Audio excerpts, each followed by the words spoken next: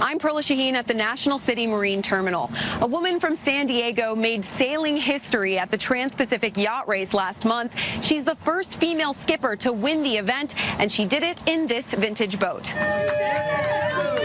Allie Bell worked for years to get to this moment.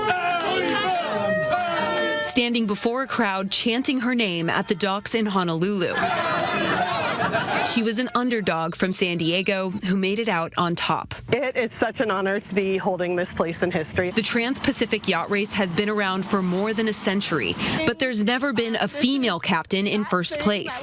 Bell had competed several times in the past. This time she took the wheel. She bought this 40-foot boat from the 1960s and spent 2 years refitting it for the race. You could say Bell was restless to win. What made you want to choose this vintage boat for a yacht race? My grandparents have a boat that's sort of the older cousin, the immediate design preceding the Cal 40, and I just fell in love with the Cal 40 at a very early age. Bell and a crew of 4 set sail on July 1st, ready to make a 2,200-mile journey from Los Angeles to Honolulu. The dark nights and occasional rough waters were difficult, but Bell says they got lucky with the weather. Got mac and cheese with some seasoning. Cheeto dust. And everyone on board was either family or close friends. Mostly it's just relaxing.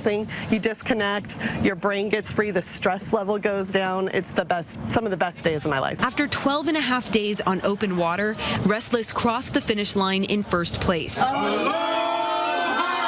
Bell etching her name in history as the first female captain to win. What I hope it does is that people take a look at me and think, oh wait, I sail against her, or I know her. That's a boat anybody could sail, and get out there and try it. Bell wants all the young female sailors at the San Diego Yacht Club to know they can do it too. Perla Shaheen, ABC 10 News. It's a matchup between two of the best teams in baseball. The Padres opening up a 3-game series tonight against the Boston Red Sox. The Friars coming off a series win against the Diamondbacks, and they sit just 2 games now behind the Dodgers in the NL West. The Red Sox, meantime, in second place in the AL East. Nick Pivetta on the mound for the Padres. First pitch, 6:40. This 10 News Pinpoint Weather Report is sponsored by Anderson Plumbing, Heating, and Air. Nobody wows clients like we do.